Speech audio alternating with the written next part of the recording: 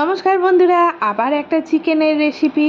দেখুন, গ্যাস জেলে কড়াইয়ে সাদা তেল নিয়ে টমেটো, কাঁচা লঙ্কা, আদা, পেঁয়াজ, রসুনের পেস্ট, হলুদ গুঁড়ো, লঙ্কা গুঁড়ো দিয়ে মশলাটা কষিয়ে নিয়ে চিকেনের লেগ পিসগুলো 1 বাই 1 কড়ার মধ্যে দিয়ে দিলাম, দিয়ে ভালো করে কষিয়ে নিচ্ছি।